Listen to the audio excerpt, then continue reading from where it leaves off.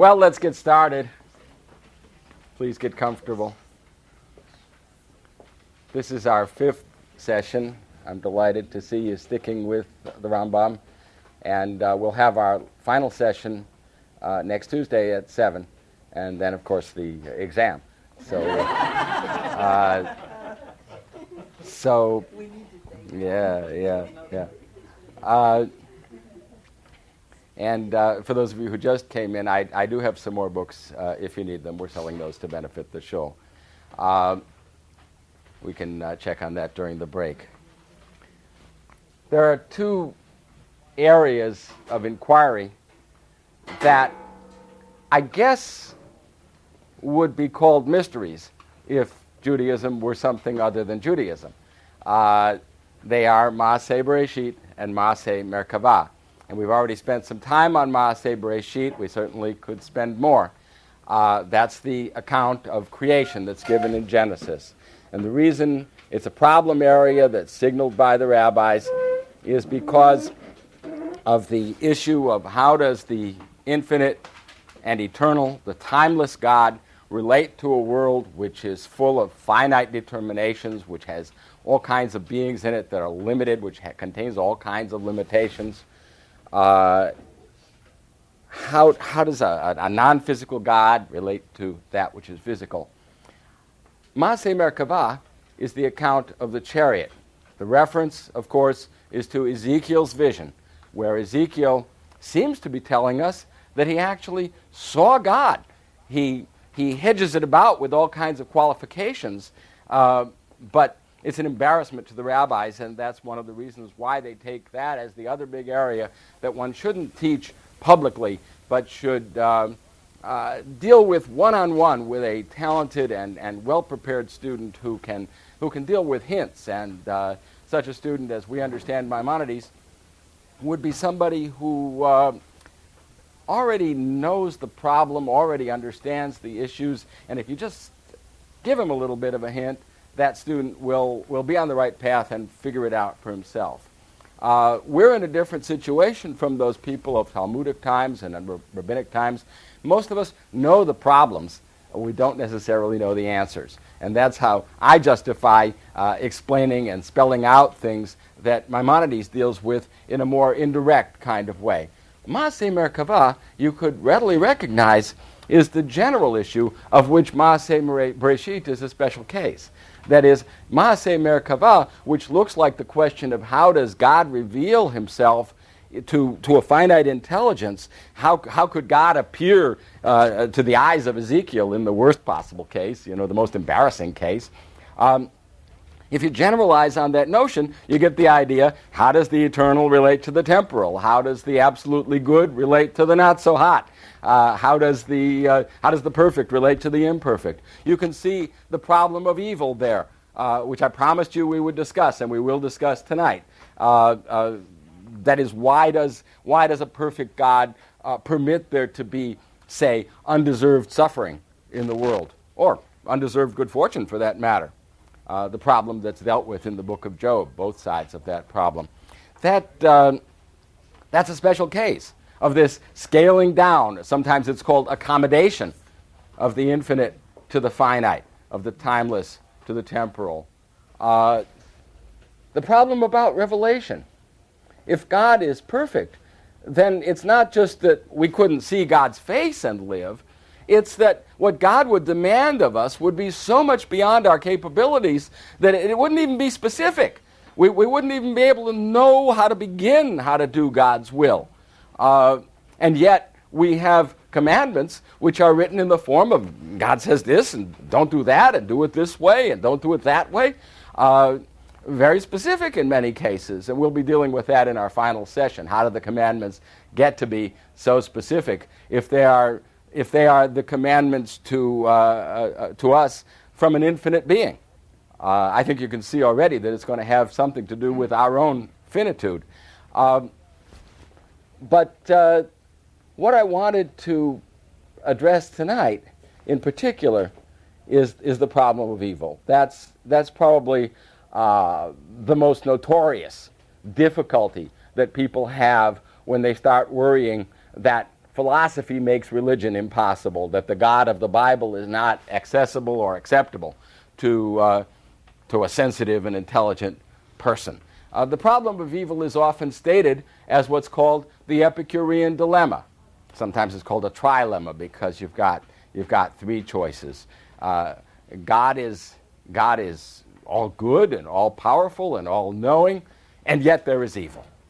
How is that existence of, let's say, undeserved suffering, how does that square with God's goodness or God's power or God's knowledge? In a word, how does that square with God's governance? How does that square with the idea of providence?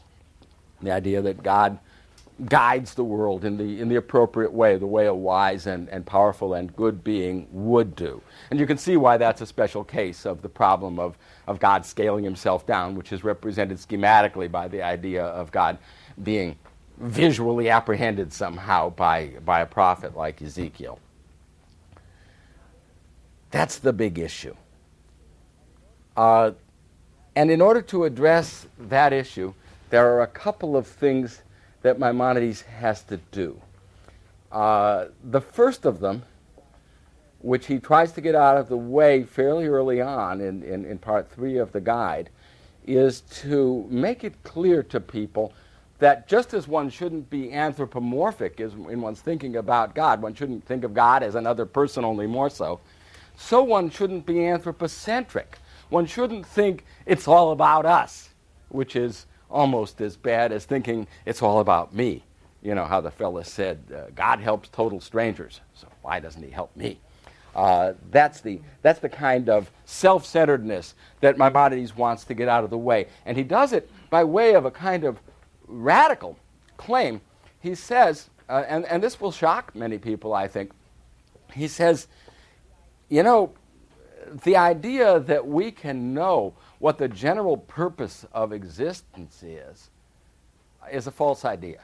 It's what 20th century philosophers used to call, back in the 20th century, a pseudo-problem. It's a pseudo-problem. You're looking for an answer to a question, and it's the kind of question that does have an appropriate answer. When you ask, what's the purpose of the table? Well, to put things on. And what's the purpose of the chair? Well, to sit on. What's the purpose of it all? What's it all about?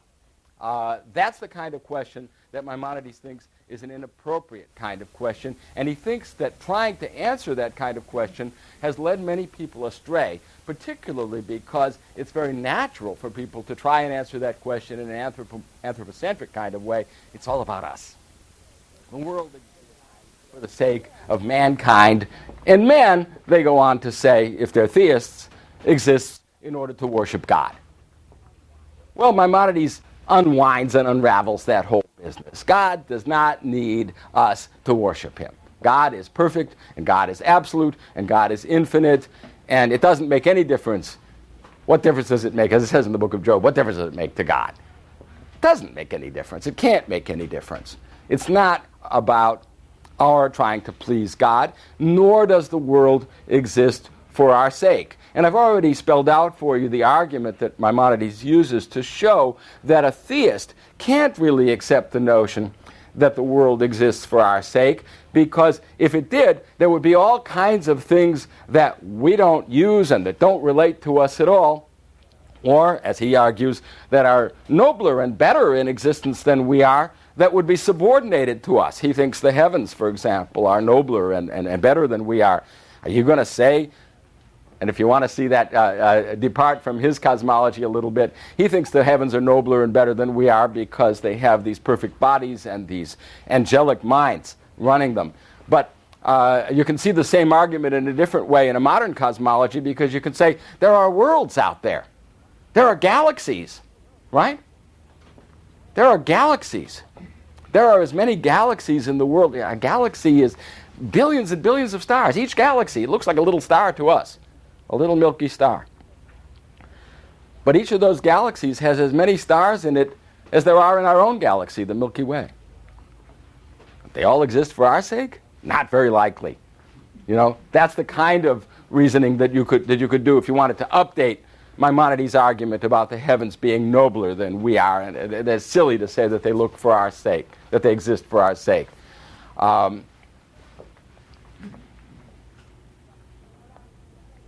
Some people might argue that notion that the things that all exist for our sake on biblical grounds, saying that it says in Genesis that the stars were made to light the sky by night, and the sun and moon, the sun to light it by day, and so forth, as if to say that these were put there just for lamps for us, right? But that, he says, that kind of usage, you mustn't misinterpret it, or you'll really trip yourself up, because you find also that it says that man was created to rule over the fish in the sea. You don't want to say that that was the purpose for which man was created. Rather, that's one of the results of humankind's creation, right? That we have that capability. We go fishing for fish. They don't generally go fishing for us. They don't usually get the chance. So you shouldn't assume that when it says that the heavenly bodies were put there to light things up, that that's their sole purpose. What is their purpose, actually? Because Maimonides does not reject the idea of teleology. He does not reject the idea that things have a purpose. He just rejects the idea that there's a single, uniform, ultimate purpose for everything that we can know and that would somehow fit our understanding and ultimately typically be thought of as serving our needs. The purposes of things, according to Maimonides, are that they should exist for their own sake. And he does a very elegant piece of biblical exegesis in order to show that the Bible thinks that that's so. He takes a passage from the book of Psalms where it says that God created everything Limanehu. Kol Pa'al Hashem Limanehu. Limanehu means for its sake. And there are two ways of interpreting that. The antecedent of the pronoun, whose sake it is ambiguous. It could refer to God, or it could refer to the things themselves. Maimonides kind of prefers to interpret it as meaning the things themselves, that God created everything for its own sake. But even if you interpret it the other way, and take it as referring to God created everything for his own sake, notice that doesn't tell you anything about how to reduce those purposes then to human needs, right? And he conflates that passage with another one where it says that God created everything for his own glory, and he understands God's glory to be that he created everything for its own sake. That's a very glorious thing to do, right? It fits those of you who remember what Maimonides says about charity. One of the famous sayings about, not remember from this class, but you may have heard it before, that Maimonides says the highest form of charity is setting somebody up on his or her own feet to allow them to support themselves, right? And not just sort of doling out the goodies to them. Analogous to that would be God's act of creation, where he creates everything for its own sake. And everything there has its own sake. It doesn't necessarily exist for our sake. If you want to see support for that idea, consider the biblical passage where it says that in the book of Job it says that the rain falls on the sea. Right? If the rain were falling just to water our crops, it would be a waste for it to fall on the sea. But nature follows its own course, and the rain falls where it falls, on the good and the bad alike, right? That's the kind of way that Maimonides understands this cosmology. And that doctrine, that things exist for their own sake and not necessarily to serve our needs, is an important part, an important element of his ability to deal with the problem of evil. Because one of the reasons that people get hung up on the problem of evil is that they expect everything to be serving our needs, and they're very shocked and astounded and horrified when they find that things don't.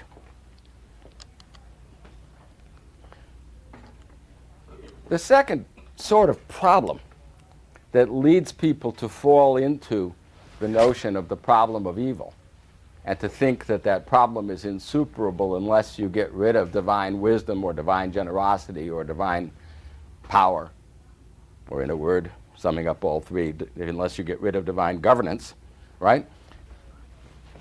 The second issue that would lead people into thinking that that problem was insuperable without compromising theism very seriously is hedonism.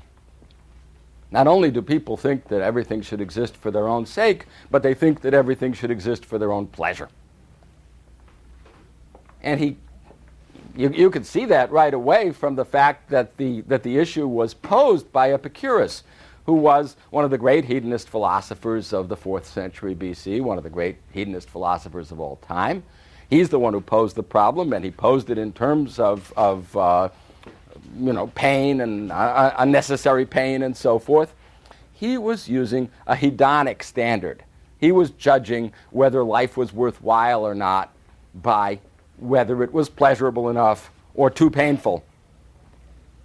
And that set of values, please notice, was presupposed in the very asking of the question. And one of the things you have to do if you do philosophy is you have to sort of get back behind the questions that are asked and see, well, what does the question presuppose? And in this case, Maimonides does a very astute piece of analysis, and he notices that the way the question was posed in this case assumes a kind of hedonism. The person he addresses on this question, interestingly enough, is not Epicurus at all, whom he's very free about blaming for various notions when he mentions him at all, but Saja. He says sometimes even very wise people, he doesn't name Saja here, he's trying to be polite.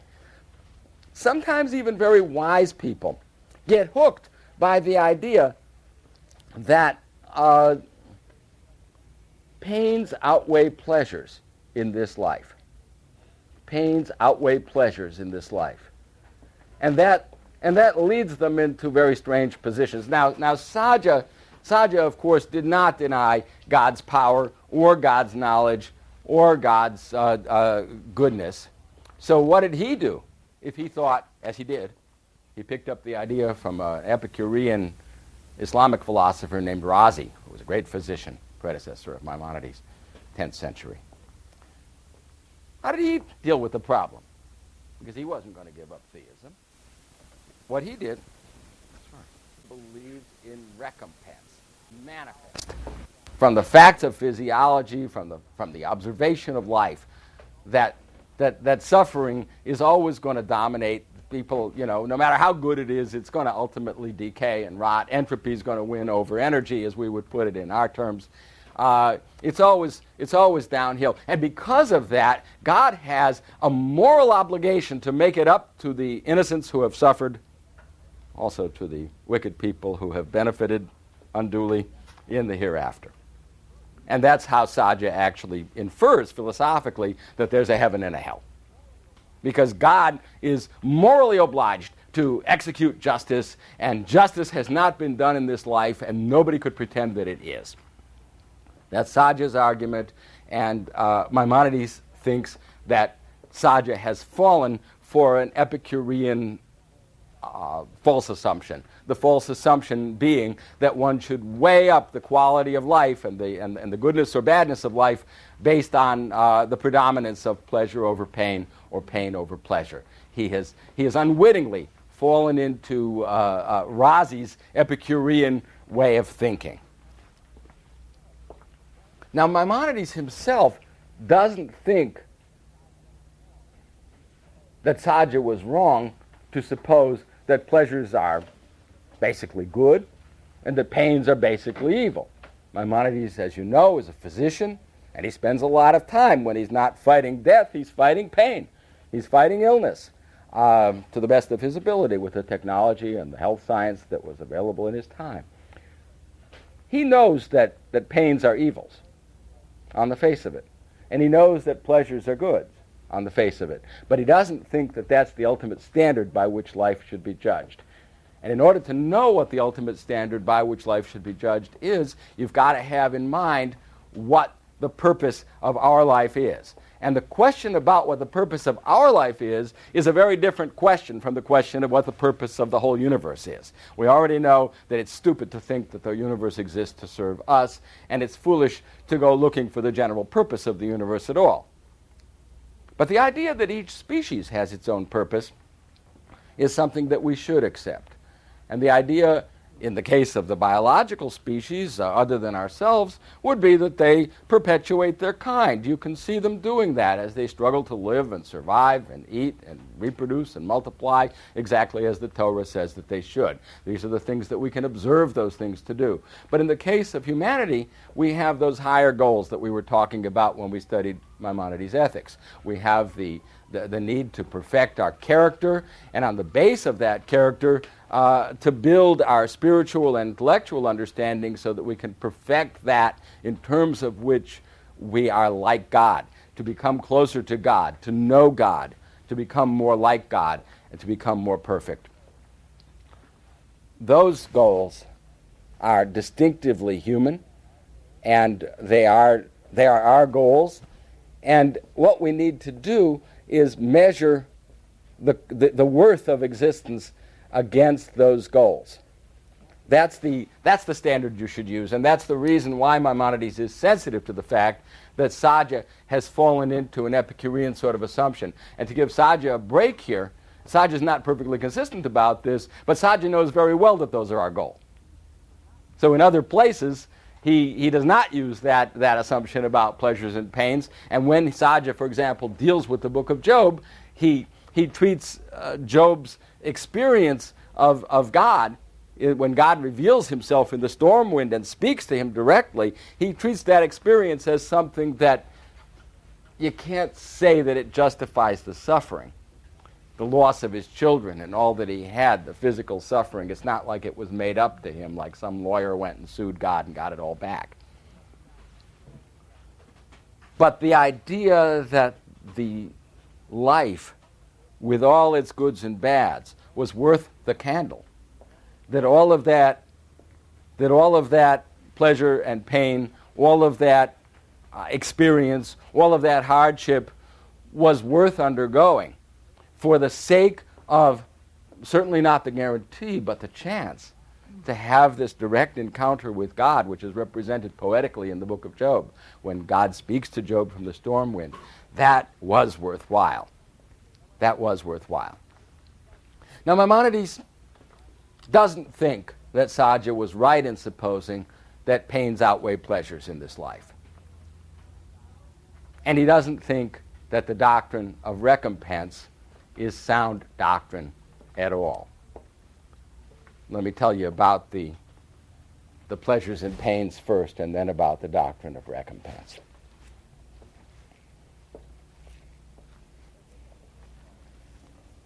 There are different, well, you know what philosophers like to do. They classify and they analyze. There are different kinds of sources of suffering. One kind of suffering, and this is going to be very important to Maimonides when he deals with the book of Job. One kind of suffering is the suffering, if you want to put it in nice medieval Christian terms, the suffering that the flesh is heir to. This is the suffering that we have merely and surely because of our embodiment. The fact that you're in a body means that you're going to be vulnerable. This is an organism. It is delicate. It is subject to, and here Razi was right, of course, it is subject to being discombobulated. It is subject to pain, and pain, of course, is really the least of it. As any good physiologist knows, pain is just the warning of the potential of injury and damage and potential death. That kind of thing is, how shall we put it, the price of admission. That's the price of admission to the embodied state. And Maimonides here quotes the great second century physician Galen, someone whose medical works he studied, from a work called De Usu Partium, on the uses of the parts of the body, where Galen, that's a physiology book that Galen wrote, 2 volumes, you can read it in English, where Galen said back in the 2nd century, don't think that an organism which is made out of a combination of seminal fluid and menstrual blood, which is the way they thought it took place, is going to radiate light like the sun or be capable of perpetual motion. Okay? You shouldn't imagine such a thing. It's vulnerable. It will decay. And that's an important and prominent fact, and Maimonides draws on his knowledge of physiology to press that point. The second kind of suffering is the kind that we call the inhumanity of man to man, right? Where humans do things to each other, crimes and acts of tyranny and oppression. Natural evils, he says, like disease and famine and earthquakes and the house collapsing on you, these are the exception rather than the rule, and that's why he disagrees with Sajja. These are the exception rather than rule. But even human evils are not the general rule. You never see a city, he says, that's entirely ruled by evil. Here we have to sort of stop a minute and think about the Nazis, because we have seen regimes, I don't know if you can say 100% evil, whatever that would mean, but evil enough, predominated, governed by evil, and the Stalinist regime too, and others that we know about. If you want to try and save what Maimonides is saying there, I think what you'd have to say is that these things don't last. And that's a point that he presses to. When there is a wicked regime, it doesn't last. And I remember, and I'm sure you do too, I remember thinking, when I wrote my book on justice, I was trying to deal with similar questions to these, and I had to deal in the early versions of the manuscripts. I had to deal with the fact that the Soviet Union seemed to be there for good, forever. And like the CIA and everybody else, we thought that was going to last.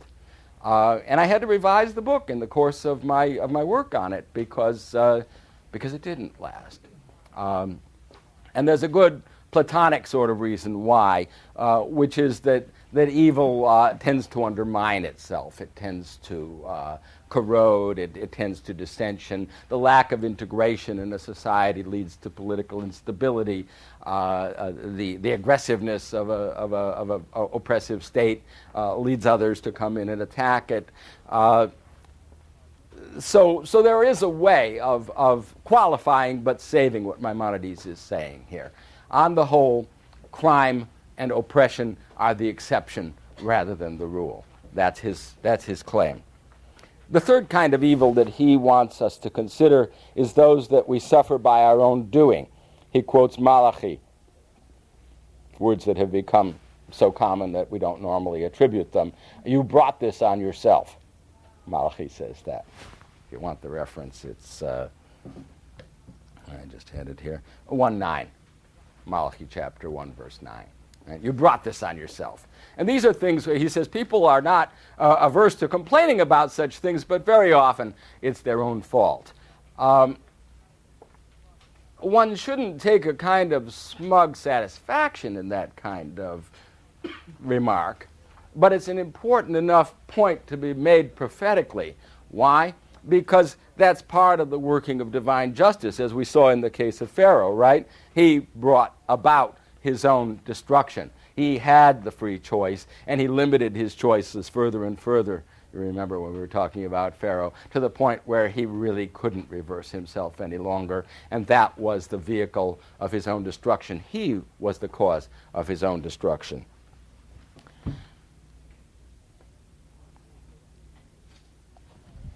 Hedonists, Maimonides says, drawing his conclusion, blame fate or fortune for not providing them enough money to keep drunk all the time, or enough girls decked with jewels and finery to keep them constantly sexually excited beyond their capacities. He knows whereof he speaks. One of his 10 medical works was a book on aphrodisiacs that he wrote for one of the Muslim potentates that he served. And the practical advice was to go a little slower and take it a little easier, but of course that wasn't what the guy wanted to hear. The guy wanted the Playboy type of philosophy, and I put that in scare quotes. And then they blame fate or fortune, he says, if they don't get all that they desire. These are the kind of people, he says, who say that God has no power or no knowledge. Now that kind of an argument, where he starts blaming the people who maintain a certain position, you all know that's called an ad hominem argument, and it's not considered the fairest kind of argument in philosophy, right? You should address the argument and not the proponent of the argument. The guy may be a decadent, but what's that got to do with whether he's right or wrong? In a way, it has something in this case very pertinent to do with whether he's right or wrong. And what it has to do with whether he's right or wrong is attitude. Because, the person who adopts this hedonistic stand as a way of evaluating whether life is worthwhile and whether he's going to accept God's law takes the posture of a humanitarian. Oh, we can see this in Voltaire, for example, in his famous poem about the Lisbon earthquake of 1752 or 6, I forget which, where he's weeping for the fate of the people who died in this dreadful natural disaster that struck Lisbon in his time. But the moral that those folks draw is not that we should have better engineering in our houses, and not that terrible things happen sometimes that we can't explain. The moral that they draw is that therefore there is no God, or at least that God is not concerned with human affairs, and that therefore we should do what we want. In other words, they use this kind of humanism, and these tears become crocodile tears that they shed in order not merely to liberate themselves, but to permit themselves a kind of libertinage. That's why the argument is pertinent. Because, as Maimonides said at the beginning, good theology rests on good character.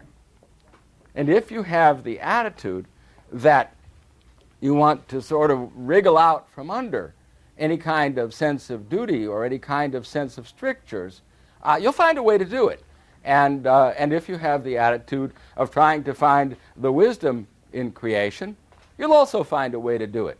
It doesn't mean that it's all subjective, but you've got to be very careful about the motives of the argument as well as the content of the argument. And that's, I think, why he brings this sort of thing up. Notice the posture of Job. I think it's very important. I can't say that the cliche, the stereotype about Job, that he's patient and he's forbearing and he puts up with everything. That's not true, of course. Job is constantly questioning. Job says, "Give me a writ," he says to God. "Give me well, what are the charges?" He uses all this legal language as if he did have an attorney. He believes that God is just, and he wants things explained to him. And he doesn't want to have to settle for getting no explanation or for some kind of apologetic about how it's really a blessing in disguise. He can't really believe that, or that he really doesn't know his own character and he must have unwittingly done something wrong that made him deserve, well, maybe he did do something wrong, but how wrong could it be to deserve everything that befell him? And what about the people who did really palpable wrongs and went ahead and prospered and looked good? That kind of posture of questioning but maintaining your integrity, as Job does, and at the same time maintaining your commitment to the idea of God as a perfect being, is the kind of model of the sort of character that Maimonides has in mind here. And he wants people who are considering this sort of argumentation, the Epicurean dilemma, to consider not only the premises it rests on, which he thinks are false, but also to consider the kind of character that they have that would motivate them to press this argument in a particular direction rather than a different direction. Well, I said I would say something about that idea of recompense. Because Maimonides' general verdict on nature at large is that nature is full of wisdom and full of generosity, and the fact that the fullness is not absolute is a product of the fact that nature is not God. But if you look at it from the human point of view, you could say that although it doesn't all exist for our own sakes, our needs are taken care of.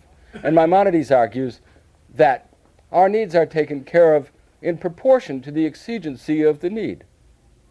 The air, the sunlight, they're free.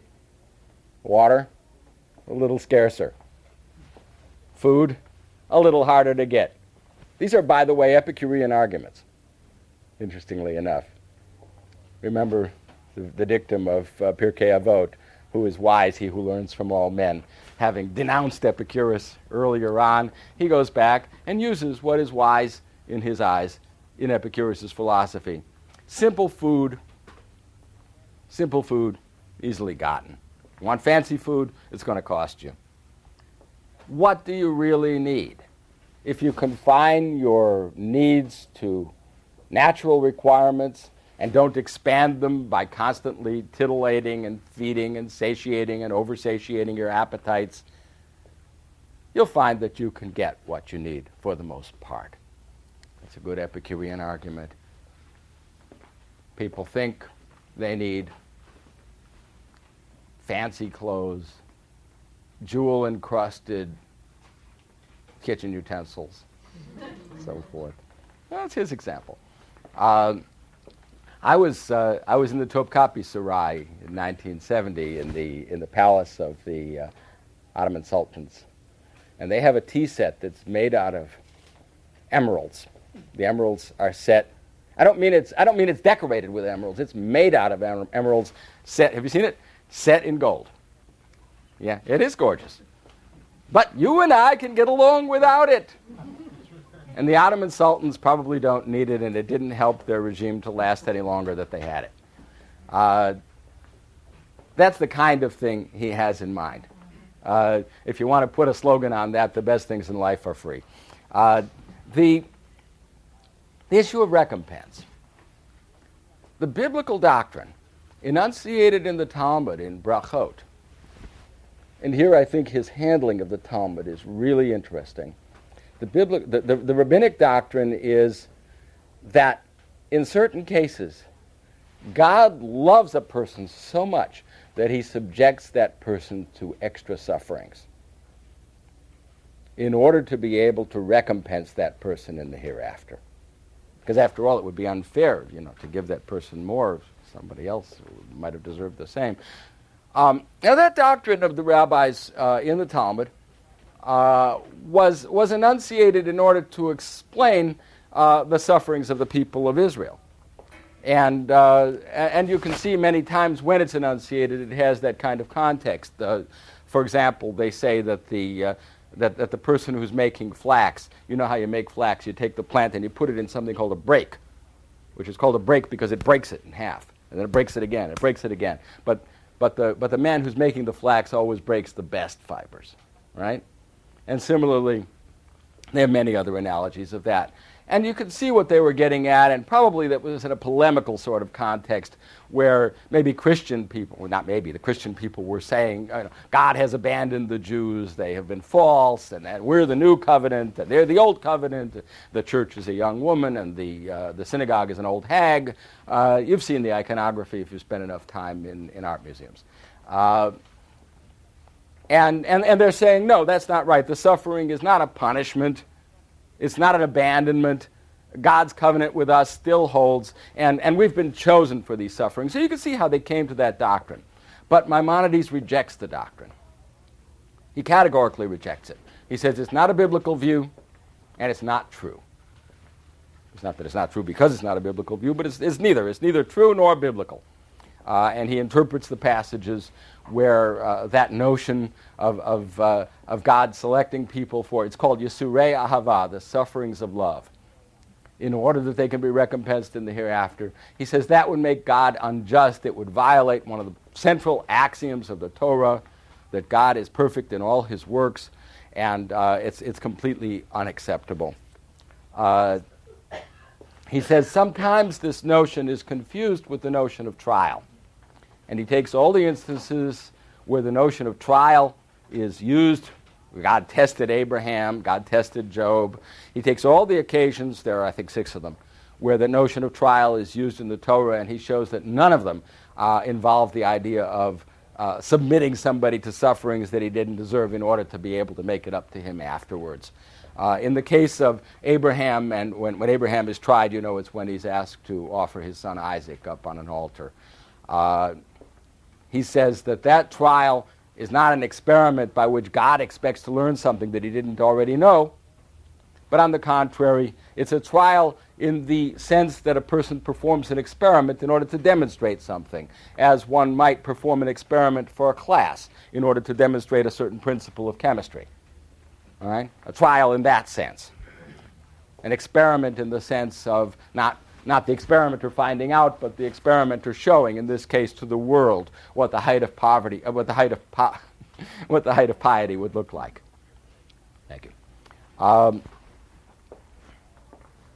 Notice the method there, because he does not think that he has to apologize for or save the doctrine of the rabbis. If there were rabbis who believed this, they were off course. At one point where he's praising the rabbis, he says, there's a beautiful saying in the rabbis. I think it's the one where they referred to the Torah as a kind of filigreed vessel, which is gold encased in silver. He says, there's a beautiful saying in the rabbis, I wish that all their sayings were like it. Very critical, very selective, right? And in this case, he's rejecting the rabbinic doctrine for being untrue to the core biblical doctrine, which is the doctrine of God's justice. If we're going to defend God's governance, one of the things that we're going to have to get straight is God's knowledge. And this is an area, he thinks, where it's certainly a very sensitive area. It's a good special case of that question of Maaseh Merkavah, interpreted in the general way about how does the infinite relate to the finite. How would an infinite being know about finite things? How would a timeless being know about temporal events? Some of the philosophers, he said this is the place where they were at their worst, where they really failed. Some of the philosophers thought that a timeless God could not know temporal events. Some of them thought that God, being absolute, could not or would not bother with particulars. He quotes a lot from Alexander of Aphrodisias in this section. I've mentioned him before. He was an Aristotelian philosopher, and Alexander of Aphrodisias was arguing against the Stoics. It was the Stoics who formalized in philosophy the notion of divine providence. In fact, the word providence is a Stoic term. The Greek word was pronoia, translated by Cicero, the great politician and orator who also wrote philosophy when he was pushed out of politics, coined the word providence as a translation of the Greek word pronoia, which means care, concern, looking after things. That's God's governance of the world. And Alexander of Aphrodisias, arguing against the Stoic idea of providence, one of the things he said was, a gentleman doesn't concern himself with the doings of his cats. Okay? What goes on with his cats? That's not something. And the analogy, of course, was God doesn't concern himself with what human beings do. The general idea that you'd get from Alexander of Aphrodisias is, there is providence, all right, but it operates on the level of universals. God preserves the species of things through their divinely imparted forms. So there'll always be dogs and there'll always be cats, but what happens to this dog or this cat depends on whether it's in the habit of chasing cars or jumping off of high buildings or climbing telephone poles or whatever your cat does. Knocking over TV sets, that's what happened to ours. And the VCR, and the cable box. All right. Yeah, which you're down to about 6 lives now. The gentleman doesn't concern himself with the affairs of his cats. Providence extends to the permanent things in nature, which are the heavenly bodies, of course, and to those other permanent things within the sublunary world, namely the species of things. But when it comes to particulars, and that includes this cat, and it includes you and me, the providence does not reach. it's only general. It's not particular providence. It's not directed at individuals. That would be too demeaning to the absoluteness of God to be concerned with such things. Maimonides mentions various views on providence, and he says, there were people who believed that God exercised governance, and he speaks of them in very warm and loving terms. He's speaking about the Stoics there, right? But Alexander of Ephrodiseus he takes to be a good exemplar of Aristotle's position. Providence only extends to universals. He outlines various views about providence. There's the view that there's no such thing, which he attributes to Epicurus. Everything occurs by nature and by chance.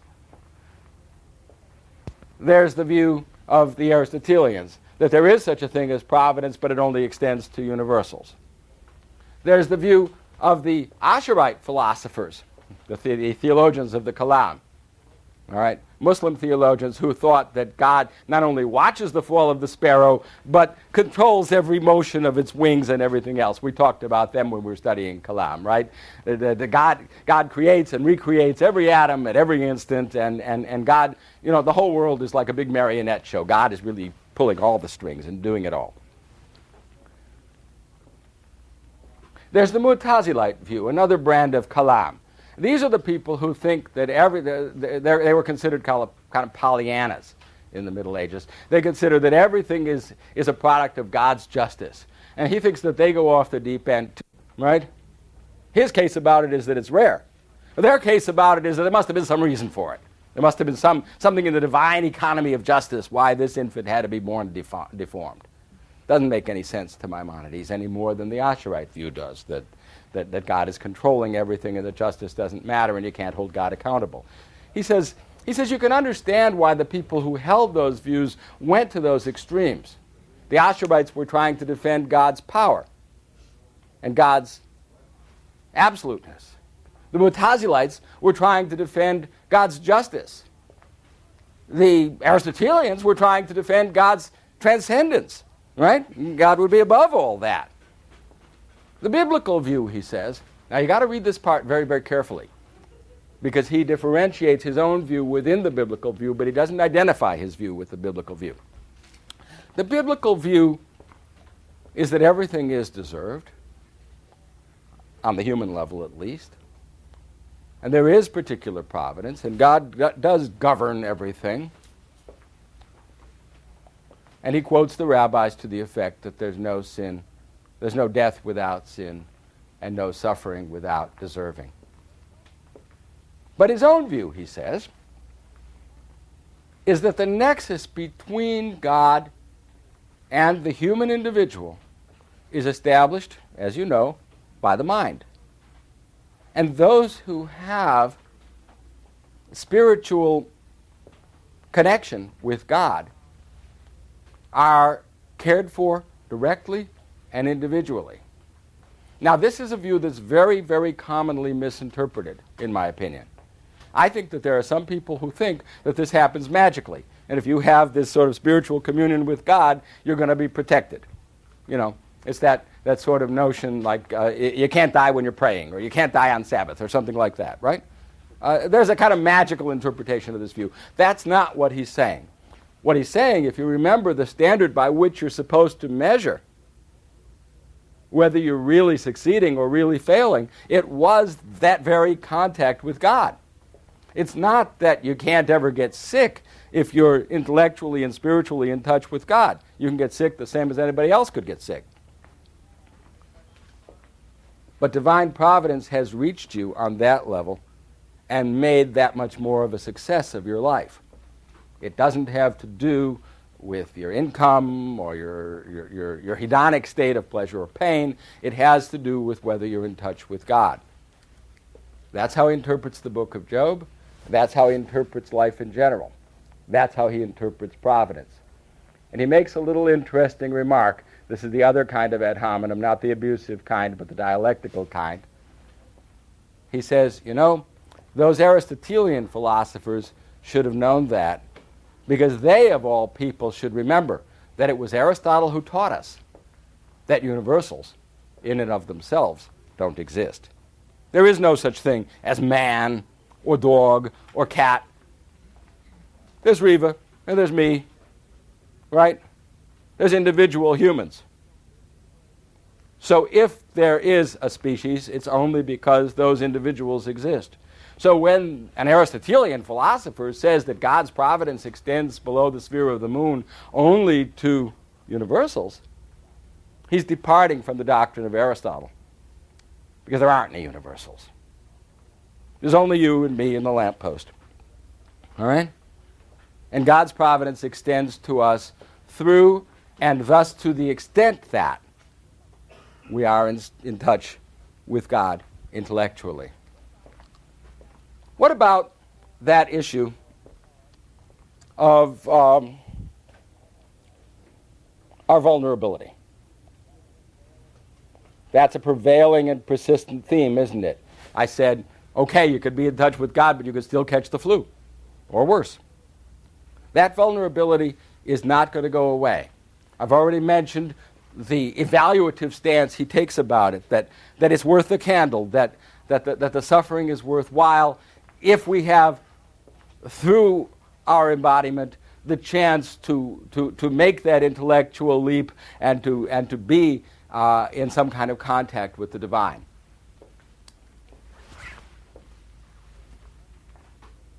Maimonides does a very interesting thing with that.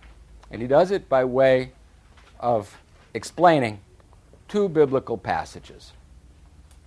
One is something that it says about Satan in the book of Job.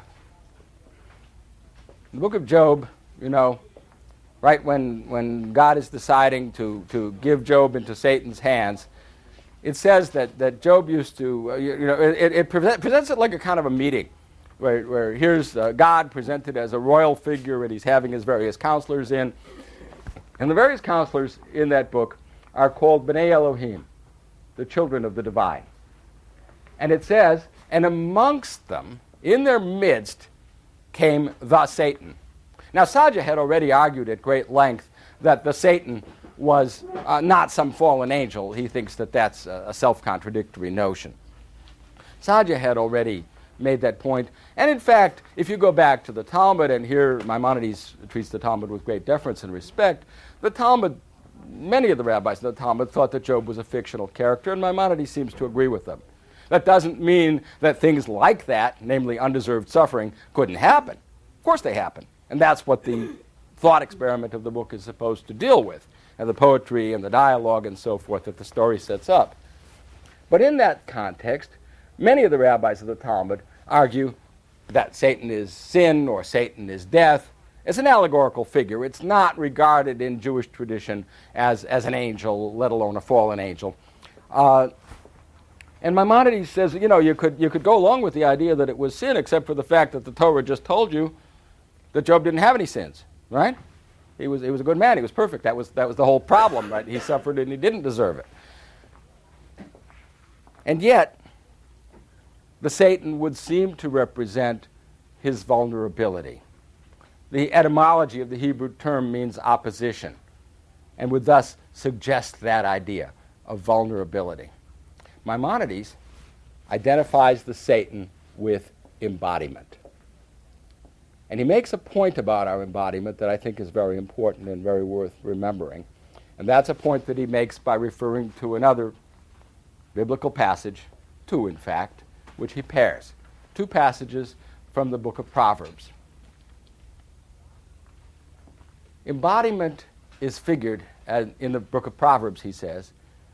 Your body, your materiality, your physical vulnerability is figured as a woman.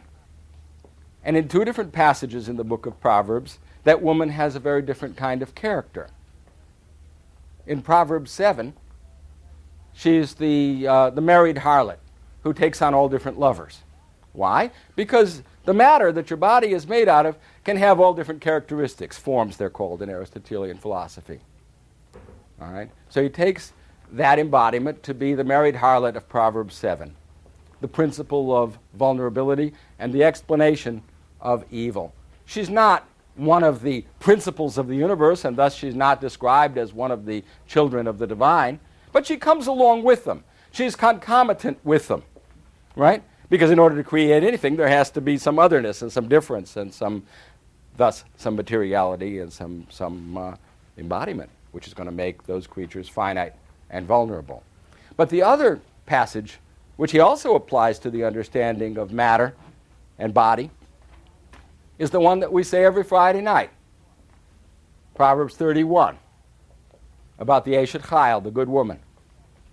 She's not just the married harlot, she's also the good woman, the woman whose virtues are described at such length in Proverbs 31.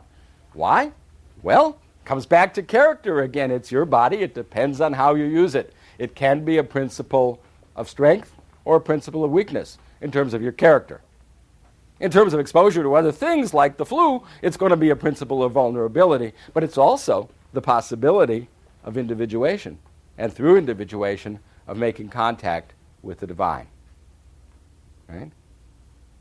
So it gives us the strength and the means and the opportunity to achieve our purpose in life, our human purpose, which is to become as like to God as humanly possible.